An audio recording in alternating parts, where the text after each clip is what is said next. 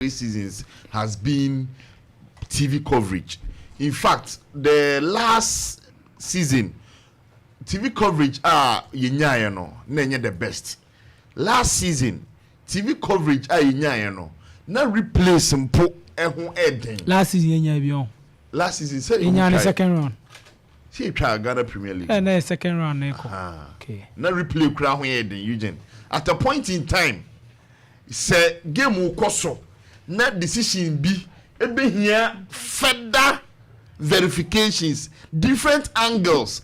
I'm here to me at the situation and I say I can't say man.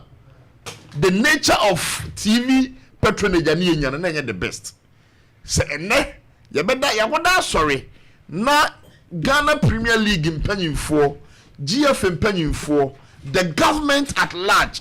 This monumental partnership abrene I think that ye embrace ni amon penny for baso ni enkase the see na no wa bra Ghana Premier League any bad power a share contract Emma bad power Emma in juicy pronunciations juicy announcement juicy publicity now so the reality yentimi enya in terms of adebia na friend local room bonuses it ya must say Ghana for any partnership we mu gidie so the mesra panyufo is is very good for Ghana Premier League.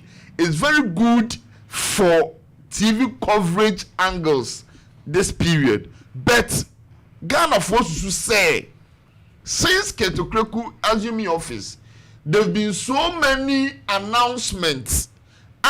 Announcements in Chino. Yeah, who the reality of the announcement.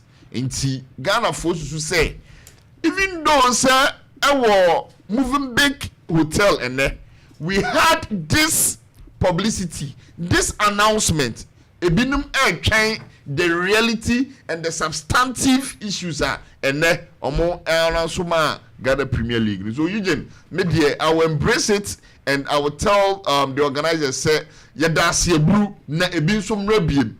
But Eugene, an issue of concern is so kaya last season nim me share on the 2nd of February wabra kotoko any instructor ebo game emma atorenchem see emma kotoko elusu the devoted supporter in the shape of Polino on the 7th of February kotoko ne has ekabom at the statement ebabontin statement I've always deliberated on that statement. Say me summarize here meaning say Kotoko Eka say Ghana Premier League has to be autonomous. Kotoko Eka say they would want to have higher share of TV rights to the Ghana Premier League. Kotoko Eka say omupe automatic representation ewo Ghana's ESCO slot nim.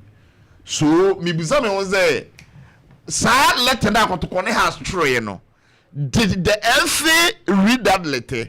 And after reading that letter, did he situate content that never letter him to this new offer now? Because it's very good, sir. Ghana Premier League be $1 million, 1 million Ghana cedis, which is Titiska 10 billion. But the reality is that say a good an angle say ye clubs need be matches. Won't it be a problem? Will the clubs be conversant with these requirements and also this procedure for the today?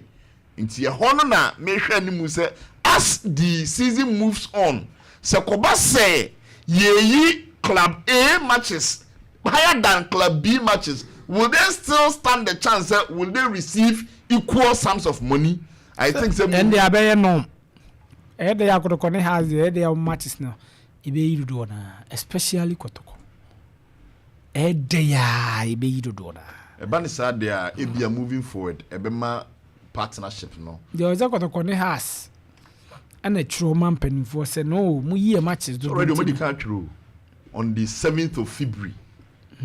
Say they also part of reforms now no more come so kind.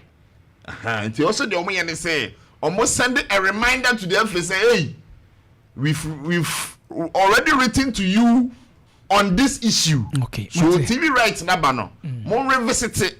Na mo miehunu the clarity of the issue. Said moving forward, Ebia League na ayedeno.